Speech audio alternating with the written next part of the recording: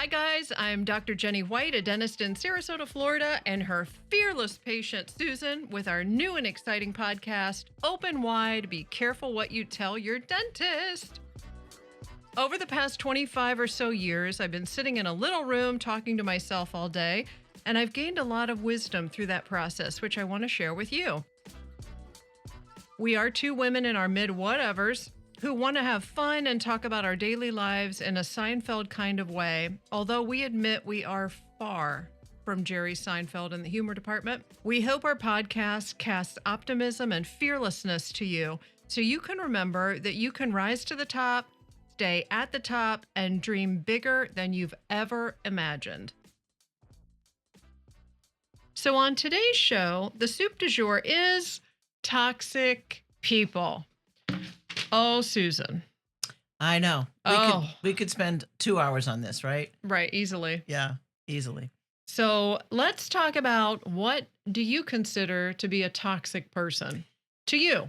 Yeah, I mean, obviously there's wide definitions of what is a toxic person, but to me, it's somebody that you realize that you just don't have joy when you're with that person. They drain the joy and happiness out of you.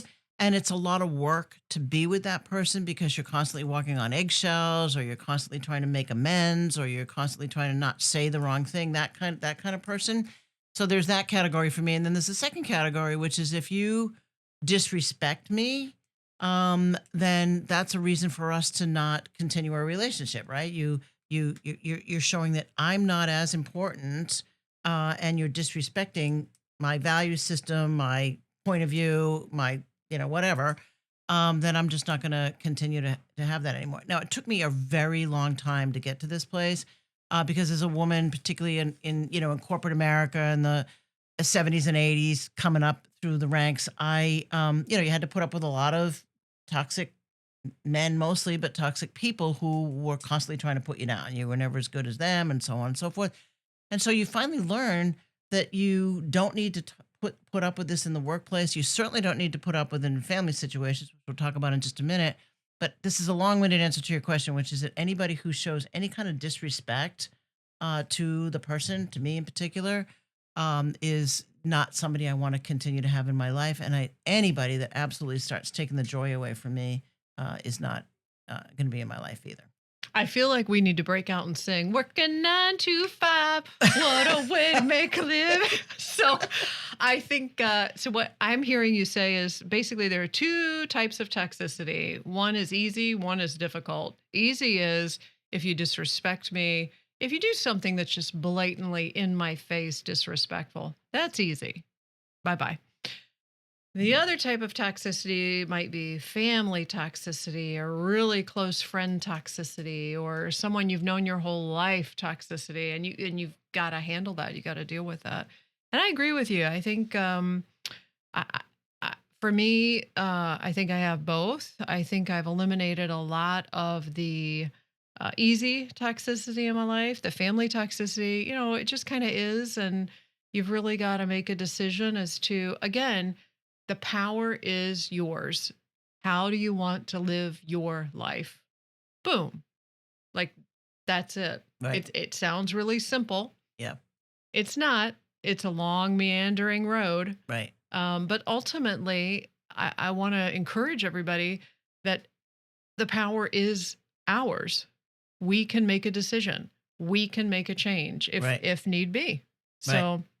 What do you think? Well, as it relates to family, just because you share a genetic pool doesn't mean that you share the same value systems, or that you agree on anything. And so when you have a family member who is either disrespecting you or somehow providing a toxic environment to you, then it's okay to let them go. I mean, it doesn't mean you have to stay connected forever because you share a genetic pool. It's a matter of how do we work together as adults? And, I think birth order also plays a role in some of this. And definitely. And don't you think? Yes. And then through the rest of your life, like, you're always this person and that person's always that person. And you need to break those chains for sure. But at a certain point, if it's just not working anymore, you've got to break the ties. Otherwise, your life gets impacted by you constantly trying to duct tape the situation back together. You used that expression earlier, and I like it a lot. I love duct tape. Yeah. Okay, so let's talk about what is a toxic person. I mean, we've said, yes, if you have a toxic person in your life, get rid of them. The power is yours. Easier said than done. Let's identify what is a toxic person. And I can tell you, for me, it's someone that is negative, negative, negative. Let's go here. I went there once and I got sick and I threw up. Yeah. Let's go over. Let's do,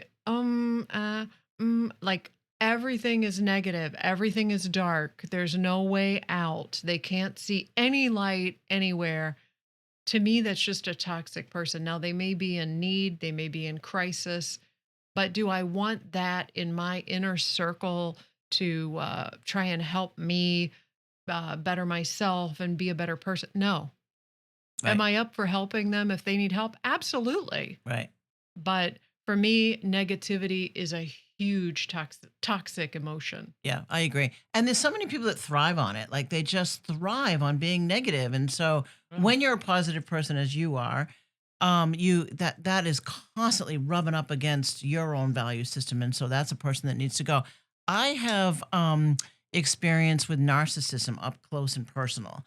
And that's a personality disorder, right? I mean, a diagnosed personality disorder. And so there's lots of definitions for narcissistic people. But if there's somebody like that in your life, those people have to go. So give me an example of that. Well, somebody who's incredibly selfish. It's all about them, nothing to do with you. Your emotions don't matter. Your feelings don't matter. The only thing that matters is that person.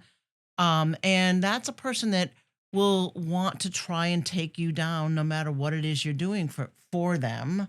They're going to constantly want to be taking you down. So why would you want to live with that kind of situation for a long-term period of time? Now, when it's a family member, it's harder because you feel like you got to do it to keep the Norman Rockwell painting intact, right? But when you reach a certain point in life and you're like, I'm not doing it anymore. No, I'm stepping outside of this. You really empower yourself and you rise up above it in a way that feels really good. And you realize, why did I spend so many years trying to make this right when it was never going to be right? You know? Wasted years. Yeah, wasted years. Wasted time. Yeah. You know, and as females, we are raised to be caretakers, givers. We're the mothers, we're the mothership kind of thing. And so when there is a toxic person in our lives, we want to fix them. We want to take care of them. And sometimes that just doesn't work. Right. Well, especially if you're in a romantic relationship, you want it to work. Maybe you have a family and you're trying to keep the family together, a young family together. But in other relationships, you just have to say to yourself, I'm more important here than, So on that level, I now have reached a stage in my life where I can get rid of those people, but I get criticized about it. People will say to me, well, I don't want to get on your bad side.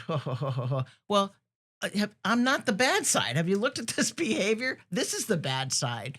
And you should be also checking whether or not you want that in your life. So I don't know. It's a realization that you finally come to when you recognize I'm more important than banging my head against the wall every day. And let's flip it around. So we're talking about you and I identifying toxic people. What do toxic people think about themselves? Do they have any idea that they are a narcissist, that they are judgmental, that they are negative, that they are a constant criticizer?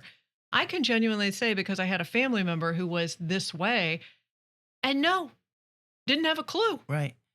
I'm not going to, try to be a psychiatrist here, so I don't really know, but I can tell you from day-to-day sort of observations, oh yeah, I think they do know. They know exactly what levers to push. They know exactly what's going to push your buttons, and they know exactly how to manipulate you. And they get frightened when you realize, I'm not going to do it anymore. You're not going to jump. I'm not jumping anymore. Yeah. And I'm not going to placate you, and I'm not going to play to your agenda anymore. And that's when they start getting frightened. And at that point, they'll find another victim, I think. Once you say, I'm not doing it anymore, then they'll move on to somebody else. But I think they're very aware of what they're doing personally. But again, as I say, I'm not going to try to be a psychiatrist here. Oh no, let's try. Let's try. We could really, we could do a job on like a million people, right? Exactly. Well, and the other thing I was thinking about is it's really easy at this stage in our lives. I do not have toxic people in my life. I've just, boom, Yeah. I, I just don't. Right. And when I feel it coming at me, it's really easy for me to not get riled up about it, but to just sort of walk away. But let's go back to our 20s and 30s when we weren't as confident. Right. We didn't have the skills to say does not work for me. Right. You do not work for me. I Right. see what's happening here. I'm not going to sub. Let's go back to the 20s and 30s. Like, what would you recommend for someone who may have a toxic person in their life? They know they're toxic, but they just don't feel like they have the strength, or they're just not confident enough or whatnot. What can they do? Okay. Well, first of all, my observation is that the groups of women that followed us, the Gen X's, the millennials, they're much better at not taking stuff from people than we ever were. That's my observation. They know that there are boundaries. They know when somebody crosses the boundary, and I feel like they're better at sticking up for themselves than, say, I was at that age. And then, so what tools would you have? I don't know. I mean, I guess you just have to always be mindful that you're the most important person in the relationship, right? Like, your needs are at least as important as the other person's, and stop trying to, submerge your feelings or your needs to somebody else. Stick up for yourself. And there's various tools and ways to do that. We talked about that in an earlier podcast, but like meditating and exercising and making sure you feel centered every day and taking time for yourself. Those are important ways to build your own self-confidence so that you're no longer a victim of some of these people who are trying to take your joy away, would be my initial observation. And if you need counseling, or if you go to church or whatnot, I'm all for it. Oh yeah, Like me like too. I think everybody needs a counselor, absolutely, at some point in someone, their a life. Yeah. neutral, outside, non-biased person to talk to, Right. to unload. Yeah. And I think if you stay with it, if you stay with, like you said, the meditation, the exercise, doing the things to better yourself, counseling, going to church, whatever your jam is, Yeah. eventually the confidence is there. Right. Eventually you start removing these people from your life, and your life gets exponentially Oh yeah. better. Way better. You're right. You're absolutely right. And another point, that we didn't have as much resource of, what is that there's plenty of opportunity out there for people to grab onto resources that weren't available to us. So counselors, for example, or podcasts, for example, or meditation or yoga, or any of the things that are just now more prevalent than they were, say, when we were trying to grapple with these things in our 20s. Yeah, and I don't think there are a lot of people that have certain religions, and they're sort of fearful of meditation, or they don't want to branch out and do yoga or whatnot. I honestly feel like it all goes together. It all complements everything. So if you um, are doing yoga and meditating and exercising, trying to get out for a walk, and instead, when you get up in the morning, look at the sun or the sky before you look at your telephone, and Yeah. that kind of thing. I mean, it all kind of works together. But little teeny things that you can do, like instead of having the Snicker bar at night, maybe have a bowl of fruit, or it's just like, do little things for yourself that make you better, that make you stronger. And we talked about that on an earlier podcast. Right. And that will lead to the confidence to say no to these toxic people. I really feel like one of the hardest things to do is to watch a toxic person in your family, Mm. and to disassociate from that person Mm. and to let them live their life. It's one of the hardest things to do. Can you speak to that, or do you have anything to I say actually about found that? it very easy to do. Yeah, to be Did you? perfectly honest with you. There was a seminal moment for me. I won't describe it on the podcast, but there was a seminal moment for me where a family member did something that was irreversible in my mind. And so I knew then that I needed to put some distance between us, and the fact that we shared a genetic pool didn't really matter anymore. Because clearly our value systems were different, and we approached life differently, and there were needs that he had that I was not going to placate anymore. So it was easy for me, believe it or not. Now, both my parents were dead when I made this decision because, parents want to see families stay intact, right? Right, So, right. and I'm not sure that I would be able to say that if either one of them were still alive. But once they were gone, all bets were off. Basically. Yeah. So I'm sorry that it was hard for you. And I can understand why it is, because you really want that Norman Rockwell painting, as I call it, to be intact. And when it isn't, you're like, wow, it isn't in my family and it is in that family. And so you feel a little different from everybody else. But by the same token, you've got to take care of yourself. But I do have to say, comparison is a lonely road. So if you're comparing your situation to somebody else's and going, oh my God, but they have the Norman Rockwell over there. Yeah. Oh, that is a lonely road. It really that leads is. to nowhere. Yeah. And it's often Leads to optical illusion disappointment. too. Totally. Yeah. It Yeah. is. It's Right. just an illusionary thing that you have built in your head that Right. somebody else has it and you don't. Right. So that actually plays into another theme, which is that we shouldn't ever compare ourselves to anybody else. We should find our own moral compass and our own road that feels good to us and just follow that path. And if some people join us, great. And if other people don't, that's their problem, not our problem, right? But comparing to others is really toxic in and of itself, I think. I know. And it's interesting. I was thinking to myself when we were starting this podcast, what toxic behaviors do I have? I'm a human. I'm Yeah. not perfect, but am I judgmental? Do I gossip? Do I, like what are the things? And it made me really think about it. And I'm kind of embarrassed a little bit about what I came up with. Okay, right. Well, you did more introspection than I did, but it would be interesting in a future podcast to have. I don't want We've got ready to our life to come on and talk about us. I don't want to lay down my life, but Yeah. but I'm human, Yeah, and I slip up, but the thing that I do, not do, but do Yeah. is I catch myself. yeah, I know when I'm doing it, and I stop. right. I don't want to live that way. Yeah. I want to be a better person. Yeah, and there's another element to that too. We talked about earlier, which is that if you get out and volunteer with people who are needier than you are, or less successful than you are, or whatever you're doing to help somebody else, you get out of yourself and you can see, oh, I'm happy to provide whatever comfort or whatever I can to these people, and that lifts you up in the process too. So I think that's a helpful thing to do as well. Absolutely. And I think volunteering is an integral part of everyone. It should be an integral part of everyone's lives. Yeah. I'm wondering though, so we're talking about toxic people and what we deem to be toxic people and how we handle toxic people. And do you think it's possible to live a toxic people free life? Well, I mean, probably No. not, because you go to the grocery store and then some guy is mean to you while you're checking out, and Cuts you off or gets in Yeah, front of you or right. whatever. Yeah, like the other day I was buying some chicken liver. I love chicken liver. I do too. I love chicken liver. And the guy checking it out goes to his bagging companion and goes, look at this.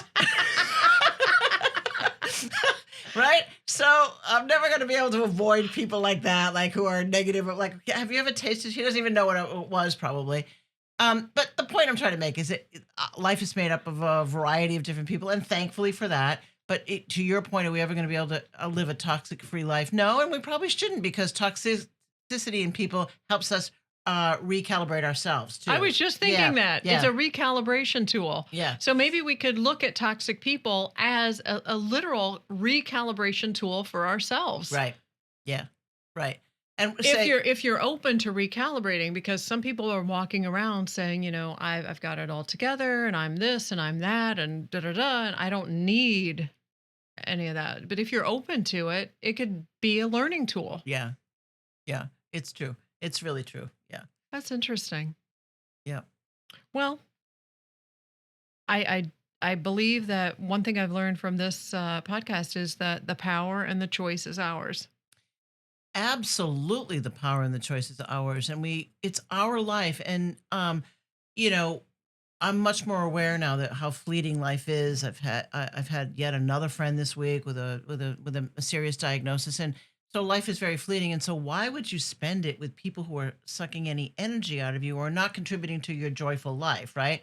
there's 7 billion people on the planet. Like, you ought to be able to find people who resonate with you and who share the same value system as you, and say no to those people who are not enhancing your life, because you got one life and it's short and you got to live it to the fullest. And so why have people in your life who are, pulling you away from your joy? And I think this attitude, this entire podcast comes.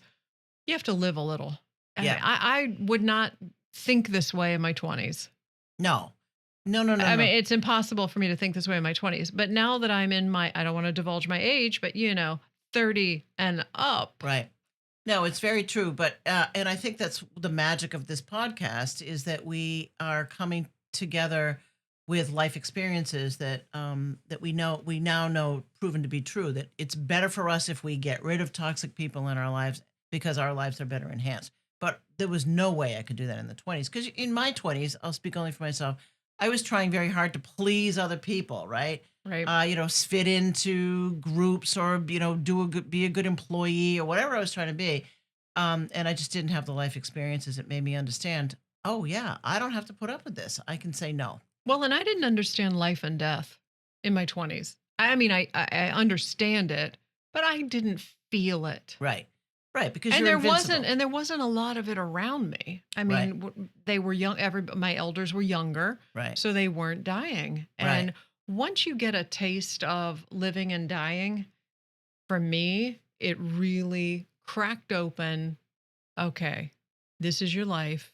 How do you want to live it? How high do you want to go? Right. Who do you want to surround yourself with? Right. What are you doing? What are you doing? What steps are you taking? And so that's why, for me, doing this podcast with you, it's like it's healing for me almost. Yeah, I mean, I feel like It's when we can talk through life experiences, first of all, you don't feel alone. You're like, oh my God, that happened to you too. Oh, that's great. Yeah. Now I have a kindred spirit who understands what I'm going through. So there's that element. And then, just to be able to explore parts of our lives that feel intact, and other parts of our lives where we feel like we still need to do a little bit more work, is also helpful too. and to be able to ping back and forth with each other. Hey, Yeah. you know what? Maybe you could have phrased that a little differently. Or growing. Yeah. The friendship, an honest friendship between two people, helps you grow as a person. Right. So if you're into growing, if you're into not having toxic people around you, if you want to have fun, this is the podcast for you. Yeah. Right. Boom. Yeah. We were talking earlier about this Turkish expression that I know, which is that if you get on the train and you realize it's not going in the right direction, get off at the next stop, because the longer you stay on, the more expensive it becomes. And that's very true of your life. Like, if you realize you're going down a path with people, for example, since this is a topic about toxic people, but sort of in anything, if you're in a bad job, whatever, get off as soon as you realize it, because the longer you stay, the tougher it is and the more expensive it's going to be, not just in terms of money, but in terms of emotional expense as well. Well, and I think the more expensive it'll be, meaning years of your life Yeah. wasted. Yeah. Wasted. Trying to placate. There are all these stats about how long we spend on our cell phone, how long we do this, how long you're scrolling, how long you check your texts. Think of the years wasted. Yeah. Yeah, it's true. It's true. And as I think back in my own life, I think I was able to catch things, soon enough, but it's still, there were years wasted in bad relationships and with toxic people. And yeah, I could have had those years back and done more with my life. But on balance, I feel like I'm right at it at sort of the right time. Yeah. I really feel like everything, though, that's happened in my life has happened. And it's hard to say this when you're in it, but it's happened for me. Yeah. Not to me. Yeah. Oh, including toxic people. That is an amazing way to look at it, and I agree with you 100%. That every single time something comes into your life, you have the opportunity to either say, "Oh, this is going to work for me," or not. But it's a learning experience, no matter what. Absolutely. I love that. Yeah. Absolutely. And even those horrifying things that happen in your life, once you get through it and you can see the other side, Yeah. or you can see in the rearview mirror, Yeah. there is a lesson for me in that Right. just happened. Yeah. So Not everybody looks at it that way, though, and I'm glad you brought that up, because it's really important to examine, like, what just happened and what did I learn from that? Yeah. Mm. Yeah. And I don't know how I developed that. I think it's just part of always wanting to be better. Yeah. better myself, because I definitely wasn't born that way. But along the way, probably in someone's toolkit, on some podcast, or what do you call them? The going away, like, to class, like listening to lectures and Mm, things.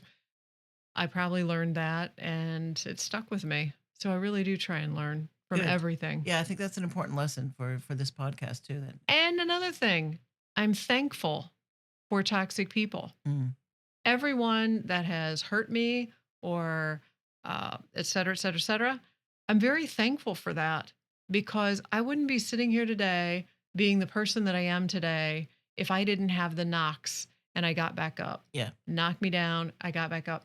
I wouldn't be here today. right. Because there was growth opportunity in that, and you just mentioned something that I think we should consider for future podcasts, which is the whole idea of gratitude, which is a powerful emotion, and used the right way, it can really bring good things into your life. Absolutely. Yeah. Gratitude's a huge part of my life. Yeah. And I know it is of yours too, Yes. with everything that Yeah. we've all been through, you Yeah. know. We want to thank everybody for listening today. And we want to end on a light note. First of all, we want everybody to feel positive about their lives and tune in so we can talk each week. But always want to end on a positive note. So today we have 2 hints for you. One is, did you know that if you have squeaky shoes, you can put cornstarch in your shoes and the squeaks go away? Did you know that? Where's the cornstarch? Here comes Susan with the squeaky shoes. Well, that's not going to be anymore because I've got cornstarch. So what do you do? What do you do with it? Well, you take it out of your kitchen cabinet. Everybody has one of these in their kitchen cabinet. Don't look at the expiration dates because for this particular remedy, 1999. it doesn't matter, right? So you take the cornstarch and you put it in the bottom of the shoe, and then you rub it along the sides, and it absorbs moisture, which is what causes the squeaks. Okay, did you know Fabulous. that? I did not it's know fantastic. that. Who needs Heloise when we've got Susan? Right, and what a thing to do with extra cornstarch because everybody's got it in their kitchen cabinet. Oh, Okay? yeah, definitely. And then the second thing is we're having a drink of the day today called the Negroni. Have you ever heard of a Negroni? I have not. Okay, so it's an Italian drink. Let's take a sip. Gulp, gulp. Mm. Well, Mm. that's kind of an acquired taste. Okay, so being a West Virginian and having tasted moonshine, it's similar to It's a cousin. moonshine with It's the cousin of moonshine. with a touch of crayon. Yeah, yeah, right, Woo! right. Bon. No, bon's French. What is? See. See, that's Spanish. But this thing comes in a little can that's cute as a button. It's called Tip Top Negroni. Yeah. But it does say enjoy over ice. Maybe that Oh. would help us. That would have helped us. Yeah, because room temperature, this is not working. No, but if you need your car battery, like Right. It could probably With decorrode a strap, car right, battery decorrode. or something. It cleans out the pipes, that's for sure. Right. I can say that. But yeah, we just wanted you guys to have some fun and different little tips and tricks with each podcast, and we hope you enjoyed it. Thank you, Jenny. It was fun. Loved it, Susan. So I think we're gonna round it, circle the wagons, as they say. Is Yeah. that it? Wrap it up. Wrap it up, circle the wagons. whatever we call it. So we want to thank you for listening and hope you guys enjoyed this podcast. If you did, please share this show with friends and family and subscribe to our YouTube channel. This way you'll never miss our weekly drops. Stay strong, dream big, and floss your teeth.